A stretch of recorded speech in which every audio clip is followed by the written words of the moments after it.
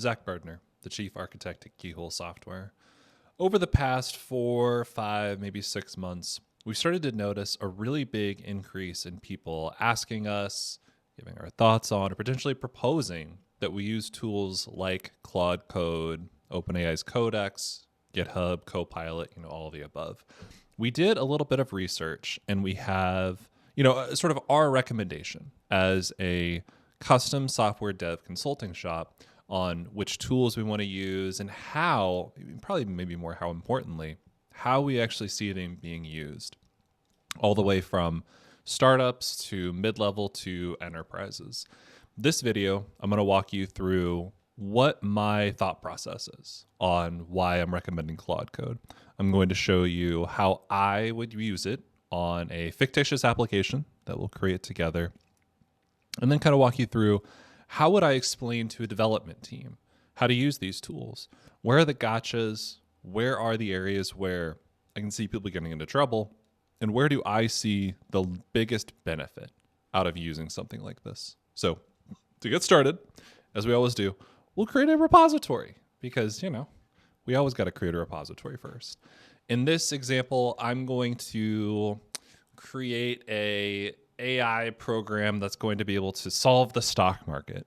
I can probably guarantee you that this will not work. There are many people that are more smarter than I am that have tried this before, but it gives you a pretty good example for what the thought process is going to be like. So we'll just call this Claude Code AI stock picker.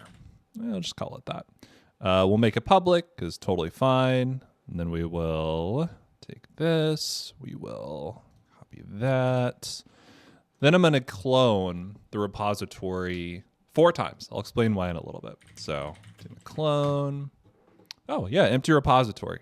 Very cool. Yeah, of course I want to go into an empty repository. So So initially, this is what, this is an empty repository. There's absolutely nothing in it. If you're starting from scratch, if you're a team that wants to just completely greenfield, create something from nothing, this is where you're going to start, like an empty Git repository. And how do you use Claude Code? How do you start interacting with it? Well, you have to sign up for an account, of course. I got the pro account, which it has some limitations. I would honestly recommend an enterprise if you're going to do it, just not for a video, but, for realsies. Because there's some limitations in there, and I'll kind of talk through them as I go along. But you do need some sort of account with OpenAI or Claude or GitHub Copilot, and you can then treat it like the API is natural language. You don't have to write complex JSON structures. You don't have to write SOAP. If anyone remembers SOAP, like your way to interact with these tools is natural language, and so this is kind of intimidating. Where do you start? Well, I have an idea for a application I want to build that's going to, solve the stock market. We as developers, we typically don't write requirements. We don't typically use natural language to initiate the conversation. This is like the first tip that I want to give. We as developers are ones that, if we are working on something, it's because we have been told what we need to do. We ask questions. We, ask for clarifications. We really try to wrap our heads around what it is that the person is asking us truly wants to accomplish, and how can we accomplish it via software. You have to flip that mentality when you're using these tools, because you are no longer the one that is necessarily like writing the code. This little, emoji thing in front of you, I don't know. It kind of looks like a Space Invader, maybe something from Pac-Man. It's the thing that's going to be writing the code. So you have to pretend that you're almost like a product owner or maybe a business analyst. You're the one that's actually writing the requirements for it. So that's the first thing that you really have to get your mind around, is that you have to describe what it is that you want, which means you not only have to have an understanding from a technical perspective, which you already do, but you have to understand things from a business perspective, and you have to understand things from a way that you can communicate to another entity, be it another human or, in this case, an AI agent, what it is that you're actually trying to accomplish. So if I were to, this is important, I guarantee it. So if I were to type in here saying, I want to write a program that solves the stock market, it's going to be like, yeah, I can do that if you want to do that, because it's designed to always say yes. It's designed to always give you an answer, and it'll ask you questions. So right now it's in the planning phase. We as developers, we actually do this all the time without realizing it. The way that these tools work is they have different phases. So they will have, like, if the question that you're asking is simple enough and it doesn't feel like it needs any additional insight from you, if it doesn't need any clarifications, it'll just go and maybe write some code. But when it gets to the point where it's like, I need an adult, like I really need to understand what is actually going on, it moves into the plan phase and it will start asking you things. So this is a good example. If you were to, think of it, you're a developer. If you got a ticket in Jira or Basecamp or Trello, whatever the kids are using these days, and the acceptance criteria was this, you'd be like, what do you mean? Like, not enough information, please try again, do not pass go, do not collect $200. So this is not a great prompt. This is not a great way to start it. And theoretically, I could go through and answer all of these questions, and it will invariably give me something. This is the second thing you need to understand. These tools are designed to always give you an answer. They're not, probably the best way to describe it, they're designed to give you what they believe to be the most probable answer to your question. Not the correct answer, not the right answer, but the most probable answer, which is tough. They don't work like how human beings do. Because if you ask me, what's 2 + 2, I'm going to say 4. Not because it's probably the most correct answer, because it's the right answer. If you ask me, how many hours is this feature going to take to implement, I'm going to tell you not what I think you probably want to hear, but I'm telling you what actually I believe to be the correct answer. So you have to have a little bit of healthy skepticism, I would say, when you're using these tools, because they're always going to give you an answer. It may not be the right answer, but it's always going to be an answer. So, I don't like this one too terribly much. So let's start again. Let's start fresh. What do I mean by I'm going to write a program to solve the stock market? I'm going to create an AI startup in Silicon Valley. It's going to solve the stock market. Like, what do I actually mean? Do I mean securities? Am I going to be on the securities market? Am I going to be on the options market? Am I going to be on the futures market? Am I going to be on the crypto market? Like, well, that's kind of important to know for this tool, because if I were developing it, that's something that I would want to know, because how I write the code would be very different. Am I going to be focused on scalping? Am I going to be focused on high frequency trading? Am I going to be focused on swing trading? I'm going to be focused on fundamental long-term investing, a la Warren Buffett. Like, those are kind of important things you need to know. So even though I, as a developer, when I type, this, I have to describe what I want. We as developers actually have a leg up, because we understand what it's like to be on the receiving end. And we know all of these tools were trained on our work output. They were trained on code that we have produced. And so we actually know, we can see that side.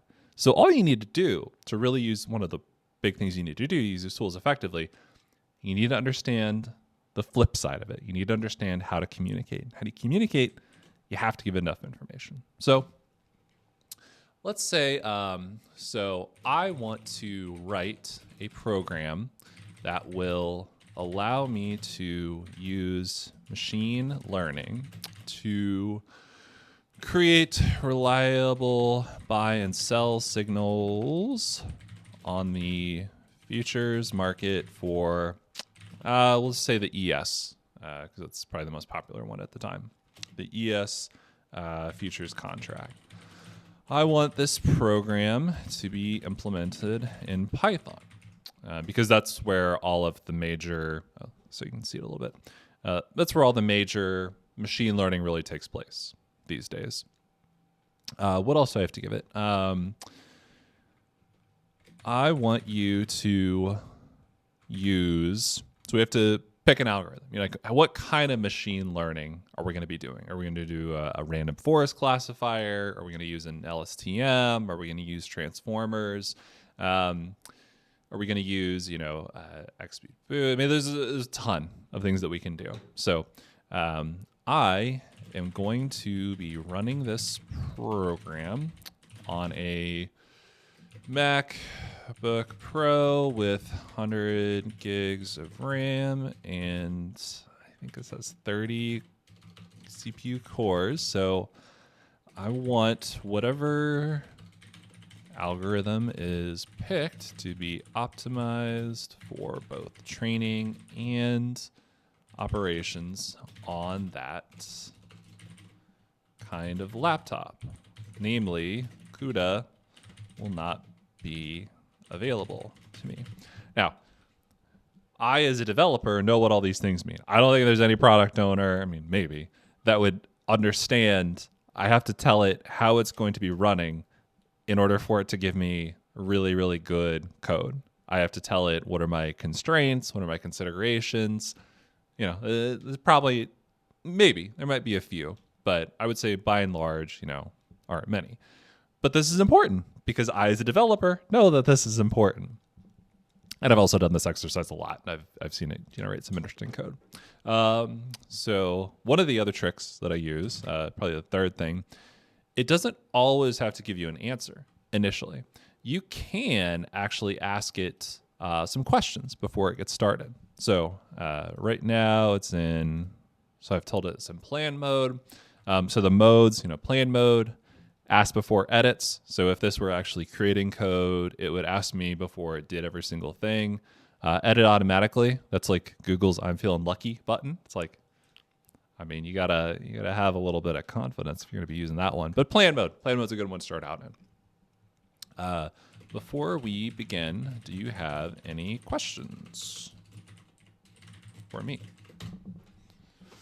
So you can see it's thinking, and if you want to, it can actually expand it, and it'll do what's called a chain of thought reasoning.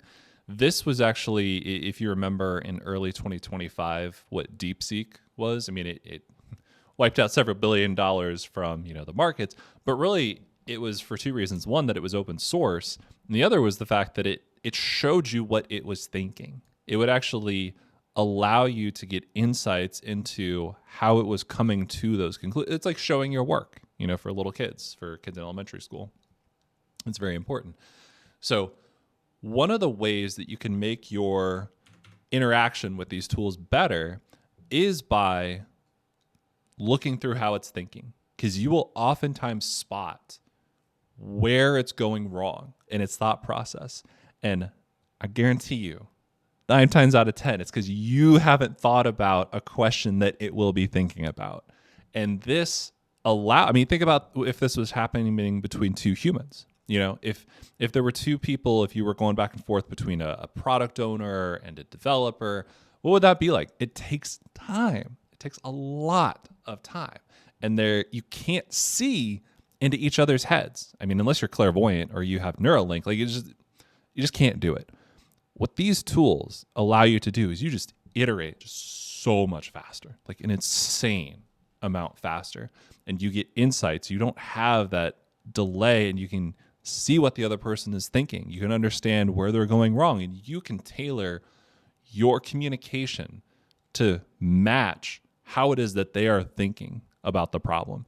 Like that in and of itself is about as revolutionary as object-oriented was for where we came from for procedural. Like it is that much of a game changer.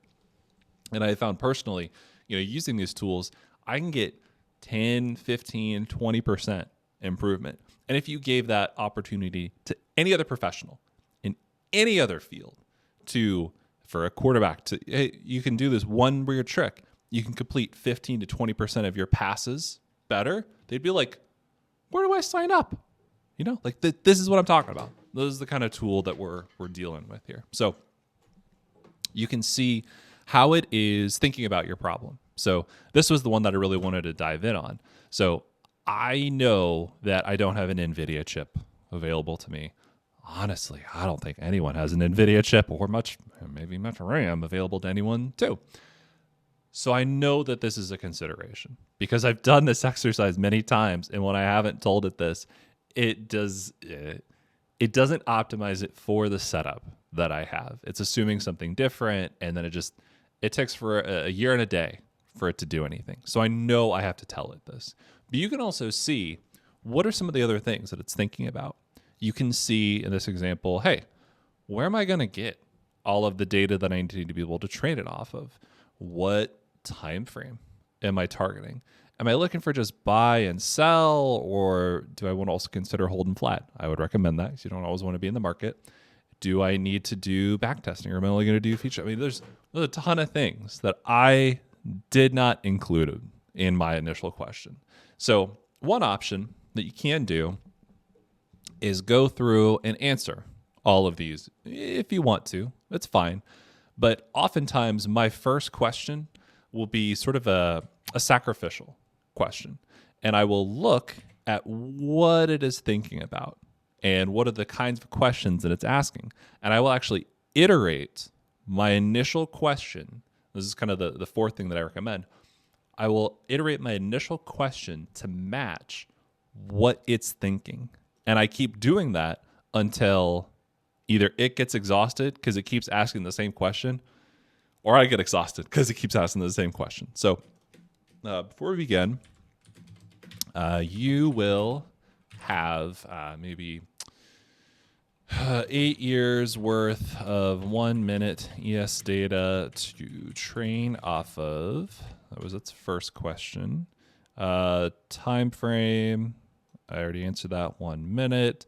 Signal type, I want you to produce both buy, maybe not both, that's not correct. I want you to produce buy, sell, and flat signals to help me differentiate when the model has no strong conviction either way or directional speculation.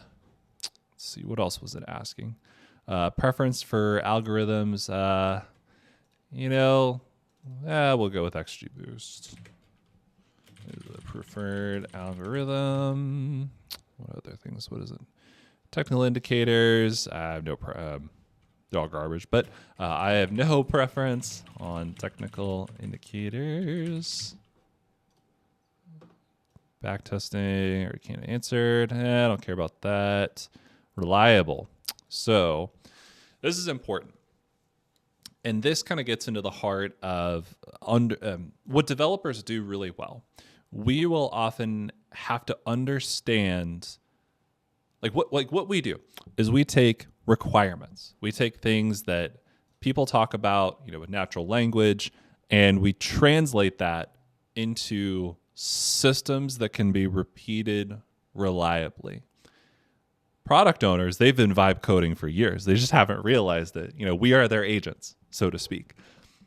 When you are a developer, you have to understand the inside out. I have to understand how a system can be produced that makes reliable and correct, according to the requirements. It's always according to the requirements, decisions. And I have to understand how people are going to use what I develop. What are their inputs?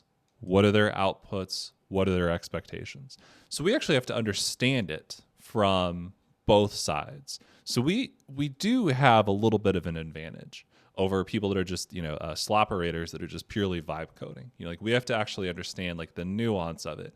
And when it provides a recommendation that we know is wrong, we can say, no, you're not going to do that. So going back to, what it was asking, what am I actually trying to accomplish? What do I actually mean by producing reliable buy and sell signals? The way I want you, let's bump it up a little bit. I swear I'm not as old. I just like to bump it up for people. The way I want you to optimize the algorithm is based on net points. What I mean by that is if in a single trading session, if you take 3 trades, 2 of them hit a 20-point stop loss, one of them hits a, 80-point take profit, the net points from that trading session are 40 points, because 80 minus 20 minus 20. Sorry, this is bothering me. Well, actually, let me do 80 minus 20 plus 20. This is important because no matter how hard you try, you will always have losing trades. There is no way around this. In day trading, don't even try to get 100% accuracy. Can't do it. So what I want the algorithm to be optimized for instead is on the net producing, having more points total in profit, more points on average, less the cost of the points where the stop loss got hit. You don't need to account for commissions or slippage. These can be negligible. Now, there's a lot of detail. And so compare this. If you were a developer, got this versus this. That's better. You get more insight. You understand more of what the person is actually trying to accomplish. So let's see what questions it has for me after this. And you will find that if you're on a new project, if you're starting completely from scratch, this is absolutely what you need to go through, because your cornerstone, the one that the builders the rest of the foundation on, it needs to be right, or else just everything just gets all messed up after that point. So it's good. I mean, you compared it to even, this one over here, it had fewer questions. It was like, oh, these are the things that I know. These are some of my considerations. These are the things that I want to optimize for. But then it's also like, what are some additional questions that I need to be asking? Fixed or optimize. Okay, so good. So it asked me a few questions. So an example is actual fixed values. Okay, so let's do a new one so we can reference it. The 80 and 20 points in this example are purely for explanation purposes. I want the model to produce stop loss and take profit levels based on its experience in training. They do not necessarily need to be fixed. What else? What else did it ask me? So we're going to be doing supervised learning. We need to label each bar, look for end bars in the signal. If it hits take profit, that's fine. That's whatever. It's all good. How far should we look? Okay. So this is another important consideration.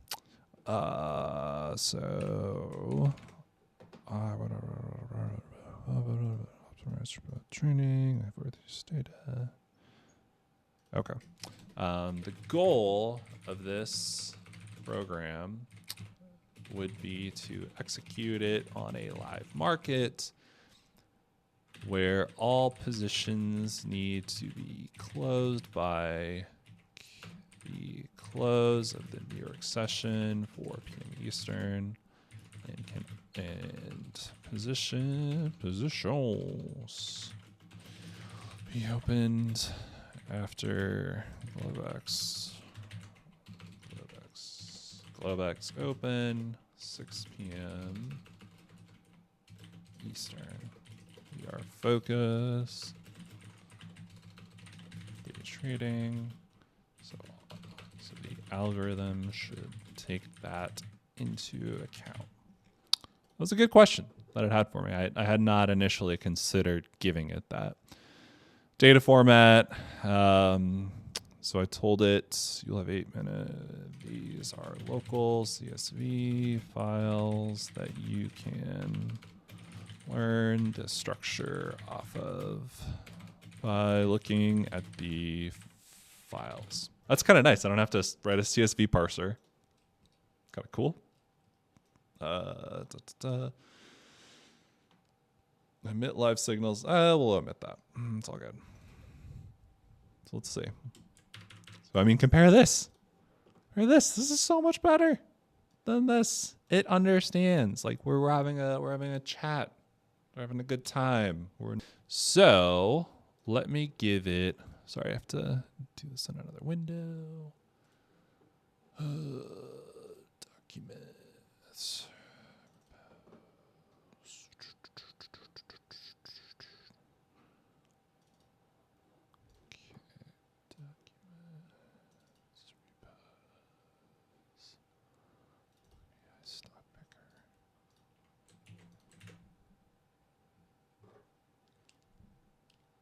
Okay.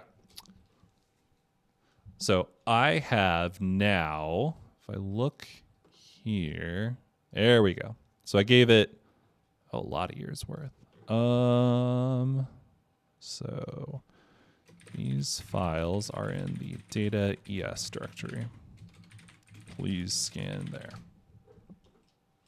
So it's kind of cool. Yeah, I mean, it picked up the files. That was pretty neat. And now it's able to look at the contents of the files. It knows based off of the column headers what it needs to do. I mean, that's kind of neat. I'm not going to have to write another CSV parser for the rest of my life. That's a big life goal of mine. You can, if you want to, kind of peek in its head, see what it's doing. Yeah, I mean, that's correct. That's the date format. These files, 1 minute data. I mean, it thought about it pretty correctly. And you'll notice for some of these complex tasks, as we'll kind of get into it, it can take a while for it to be able to reason about what is actually going on.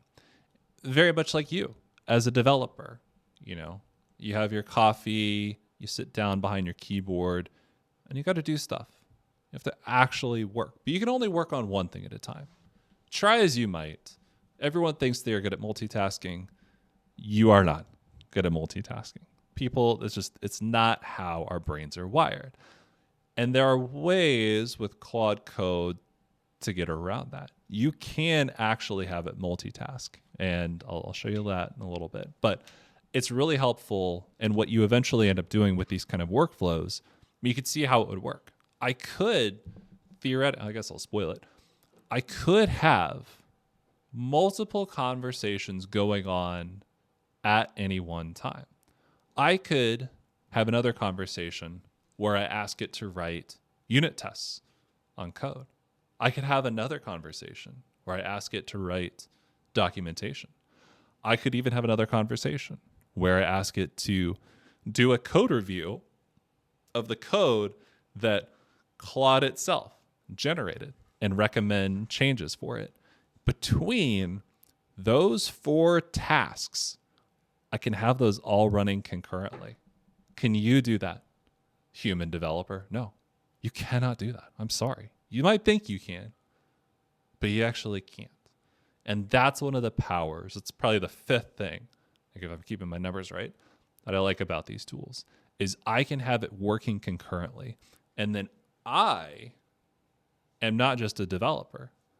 I am a manager because I can actually see what's going on between all these different agents. I can see where it's getting it right. I can see where it's getting it wrong. And I can actually sort of manage it behind the scenes. I'm like the conductor. I'm like the orchestrator, if you want to think of it like that. True. Everything that it is thinking of from the time that it looked at the CSV file. So it knows it needs to create a data pipeline. It needs to generate technical signals. I can't get into that. That's fine. Whatever. You can do whatever you want. It's not going to work, but I can tell you that. And then it needs to, okay, I mean, this is good. It's going to create some loader file, creator of the features. It's going to label everything. It's going to have my model. It's going to be able to do a back test. It's going to be able to create some live trading. It's going to give me a main file to run the training, to run the back testing, prediction. I mean, oh, it needs your requirements.txt. I mean, you saw. I mean, I didn't tell it. I mean, I told it to Python, but it's able to understand what it is that it means to be a Python application. I mean, I know that this is like correct, but like that's not bad for me having to just describe in real words what it is that I want. And it actually does a fair amount of thinking, you know, like it's going through trying to formulate all of the questions that it has for me. It's going through, oh, it even does it do MAE? Oh yeah, MFE versus MAE. That's pretty cool for how much drawdown you have to incur. Like that's pretty neat, honestly. Let's see what else we got. Yeah. Oh, it even is using, yeah, so it knows if it's ambiguous, assume the stop loss got hit first instead of the take profit. Like this is some pretty cool stuff. Like you could read through this if you were working on, sort of a real application, creating it from scratch. Like you can look through a lot of the assumptions that it's making. And if you like the assumption, like if it's correct, just let it do it. It's all good. If it's incorrect, it's because you didn't tell it. So you got to go and you got to, figure things out. You got to change your question. So, ooh, Claude's response exceeded. Ooh. So you'll run into this too, especially if you're like me and you're very loquacious in what you're telling it. It's all good. So I've cut a lot out of this. Normally when I do this in person is when we go through and do like a question and answer session, and it makes this part go faster. It was about 15 minutes that it took for it to actually get to the point where, I mean, you can see pretty substantial amount of thinking that it had to do. But now it's at the part of the show where it actually starts to write code. Right now, I have it set to ask me for every single edit that it wants to do. Once we get the hang of it, I'll switch it over to just letting it kind of run by itself. But it's kind of good to see how it works. So whenever it asks you if you want to do an edit, it actually looks a lot like a Git interface to where, you recognize these are the lines being added, these are the lines being removed, and this is the file. So it starts off with our requirements text file, which is good. That's you kind of need that for your dependencies. Although Python has my least favorite, maybe second least favorite to Node.js dependency management system. But that's a video for another day. It'll keep track as it goes along of all the different things that it still needs to do. So I'm writing my YAML file for my configuration. Yep, that's fine. Next, I believe it's going to do the data loader. Yep, so it's kind of neat. I mean, you can see it doing all this stuff if you wanted to. There, see, it's starting to fill out stuff in real time. Sure, I mean, if you want to, that's fine. I don't care about that file. It's going to keep going. It has these fun little things that it says to, different words that mean that it's thinking or doing. Yeah, it's kind of whimsical. It's all good. Deliberating. If I read that right. So you can actually, if you wanted to get a peek behind the curtain of what it thinks it's going to do, you could read through all of this. And I actually did. I mean, there were some things that it got wrong, and it was actually kind of interesting because there were some parts of it where it actually was like debating with itself. I mean, like, well, I could go down this path, and then it went down that path, and it realized that wasn't great, so it had to backtrack, go down another path. Very similar to how we as developers work, honestly. It's kind of cool. So I'm going to switch it. So, it's a file that's creating. This is my data loader file, splits the CSVs. determines what session they're in, gives me a little summary. I mean, that's not bad. I mean, like, I'd probably do a little differently, but like, it's kind of nice having someone do the work for me. So I'm just going to let it run, and then I will pick the video back up when it is all done, however many minutes that is from now. 10 or so minutes later, it's all done with creating the initial version of my application. It's created all these source files. It's created a main file, my requirements file, a configuration file, given it the data to train off of. It has a place for putting the model. I mean, what it created, honestly, it's pretty good. Like if I even look like the labeling, it goes into like session highs and lows. I mean, there's, an unused variable here, but it's all good. It's never going to be perfect the first time you go through. But if I were to write this code from scratch, I can guarantee you I would have taken longer to do this. Like, I'm pretty good, not tooting my own horn, but like I probably couldn't have come up with all this in the same amount of time. And, I had to wait 15, 20 minutes for it to generate it. But I mean, it generated it with documentation, pretty good comments. I understand the variable names. I understand like the general flow of what it's doing. It did a pretty good job. And so now, where do I go from here? So next thing I want to do is, can you add a .get ignore file to exclude the data directory and direct any other common things included in a get ignore file for a Python application? And what I was talking about earlier, notice how it says 54% used. That is the number of tokens that I've used in the context window for how much it can keep sort of in memory at any one point. As 50, I normally don't compress it until it gets to like 80 or 90, or sometimes I just let it auto compress it.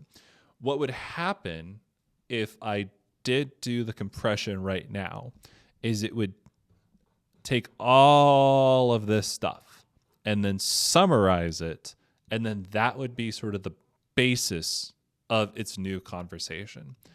When you do that, as what happens in any summarization, you do lose some of the context, some of the nuance of what you were talking about. And, one strategy that I've seen people do is actually save off all of the chats they have into, a directory so that it doesn't even have to summarize it. It can actually look through the entirety of that conversation. And you say, I'm going to reference this conversation that I had, and I'm going to ask you some fine, very, specific questions about it, or I'm going to, pick back up where I left off. That's one way to do it. I've seen people do it both ways. I typically, I remember a lot, so I don't necessarily need to do that, but it's all good. Everyone can do what they want. So now I have initial version of my application, initial commit. So I'm gonna commit that, push it up, and look at that. That's crazy. I got an application to solve Dave trading. I haven't run it yet. If I were to run it, it would take many, many hours to run, because I've done this before on this machine. So in lieu of that, we now actually have a pretty good use case to move on to our next thing that I want to talk through. So let's go, and this is a clone that I did of the application. Let me get up the terminal. I'm gonna do pull. Okay, so now this is a different checkout that I did of the same repository. Is everything minus the data, because I excluded that with my get ignore file. But now let's do something fun. So, one of the things that I don't know any developer that really likes doing it. I'm sure there are some, sycophants out there. Documentation. Loves to document. I don't. So I'm going to have a agent whose sole responsibility it is to do my unit testing, to do all of the things that I personally don't like to do. So I'm going to give it a sort of a task, like a role, like a mantra. So your job will be to create unit test the code in this solution. I want you first to create a new branch based off of the main branch and call it unit tests. You will then scan all of the code and write unit tests for it. I could say, do you have any questions, yada, yada, yada, but it's okay. I mean, this is a pretty straightforward task. I don't think it's really, I need to elucidate or clarify very much. So I didn't tell it this was Python. I didn't tell it what the goal of the code was. That's okay. I didn't really need to tell it anything, but it knew that it had to understand the code base first. It had to look through the file structure of if there's any existing text, what are the tech stacks? So it was like, oh, is this a Node project? Is this a Python project? That's pretty cool. Any existing ones? Is there any key things? Need to read source files. What you can also do, more advanced, is you can have an Agents.md file. The Agents Markdown file allows you to provide sort of base instructions. So this would be where you want to say, hey, this is an application for predicting signals on the stock market. It's written in Python. The requirement is that it must work on a MacBook Pro with, an absurd amount of memory. It has to produce buy, sell, and flat signals. I mean, you could tell it sort of all that stuff, give it like your rundown of what the application needs to do. And it knows by convention to refer back to that agent's markdown file if it ever has any questions, things that you didn't necessarily tell it in the conversation. So this is kind of cool. It's like, hey, do you want to run this command? Now, I would not recommend letting an AI agent run Git commands just willy-nilly. We have run into situations where it thought it was being helpful and it has tried to do like a hard delete of branches, which is a little scary. As long as you have branch protection at your source control, that's okay, but it's not ideal. I would not recommend allowing it to do just like full sale, like whatever it wants, Git commands. You can set it into a mode where sort of every time it's done with a major like change, it would do a commit. So as you're using these tools, if you're using it on an existing code base, that's actually probably really helpful for you to have a separate branch where you're doing all of your work on the agent. And you do want to go through like a procurement process. You do always want to make sure that you're, in compliance with your company's laws and regulations, and you're just doing it, just for fun. It's not really for fun. This is for work, so we got to treat it, appropriately. But once you get into that point, I mean, that's kind of nice. As you can see, so it's going to be, working on its own branch. It's going to be doing things. It's scheming right now. And I'm going to switch back. We're going to multitask. This is so cool. I'm going to get to do fun stuff again. I don't have to write unit tests. It's really good at unit tests, by the way. So while it's writing unit tests, I'm going to be in here. I'm going to say, what do we want to do? I have found with training that the model I initially wanted is not optimizable. Rather, you use a LSTM long short-term memory model instead. Can you make this happen? You don't have to say please. It's nice to say please, but really you don't have to. So it's thinking. It's doing some stuff. I can check back over here. This one's all good. Maybe I have a third window open, one that's writing integration tests. Maybe I have a fourth window open, one that's writing documentation for everything.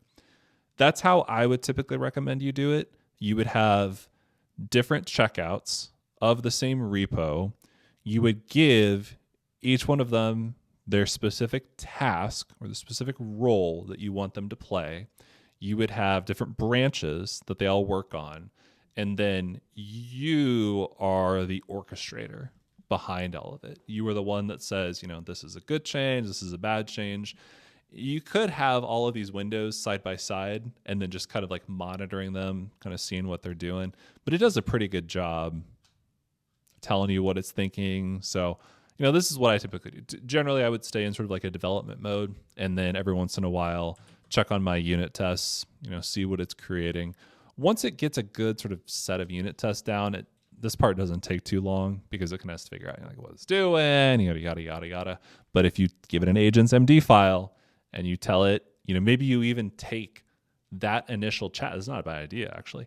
You take that initial chat and you put it in your Agents.md file. That's your starting point. That's where it always knows to refer back to and say, like, this is the purpose of what I am. So I've run this experiment a number of different times. It's kind of cool because every single time I run it, it gives me slightly different code.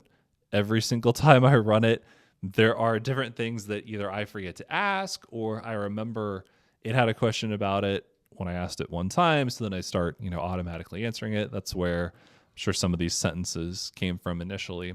But I have found, and this would be an example of creating something completely from scratch. It's pretty good.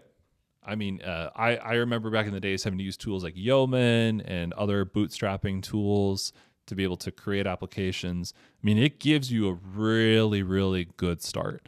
And once you have it, you can then make tweaks. You can go along. You can put it into the mode where maybe it's not automatically edit. Let's put it into ask before edits. It will do a pretty good job. And it allows me, one, to actually multitask. Like the bona fide, this thing is over here running, doing its thing while I am coding. And you can get into a mode where it's like you commit, you go over, you run your unit test, you have it create unit tests while you're still developing, and you kind of go like back and forth and back and forth. Like that saves so much time. Like it is insane how fast it is. And the second part is when you have an existing code base, it can reason about the code base being able to make these changes, doing what you want, and I'm just describing in natural language what I want. The way that it works kind of under the covers, I don't know if you can notice this. Yeah, so I told it that I wanted it to instead use LSTM for the model. It doesn't necessarily need to look at every single file. If you have, think about it. If you have a giant application, how long that would take to do. Like that's an insane amount of time. And the context window being the thing that, really constrains you, like that would take a long time. So when you give it instructions, you want to tell it specific, like what you want so that it knows and it can reason about, I don't always have to read every single file. Maybe I scan them and then I see one is irrelevant and I'm just going to ignore it. Because the more files that you include, the more code that you include, the larger your context window is going to be, the larger that everything is going to be, and it's going to take longer. So that's a very simple explanation of how we use Claude Code, how I have seen it used, the improvements that I've seen it is given to developers, and I honestly think it's really, since COVID, it's probably the biggest revolution that we have had in software development, around 2020, 2021. We've been kind of we thought it was going to be blockchain. It was not blockchain. I think this is really it. I think this is where we are going to be as developers. You still have to have a developer that understands what's going on. You still have to have someone that understands the nuances of what they're actually producing. And it's only those that are actually well-trained that are going to be able to use these tools effectively. So again, my name is Zach Gardner, Keyhole Software. If you're interested in getting a third-party, unbiased analysis of, what tools you should be using, any recommendations that you have, happy to help. Love doing web, love doing mobile software. This is about the only thing, other than cooking, I'm a pretty good cook, but this is about the only thing in the world that, I really do well, and I am very passionate about it. So thank you all for very, very much for watching all the way through. Make sure to like and subscribe, as the kids say. Cheers.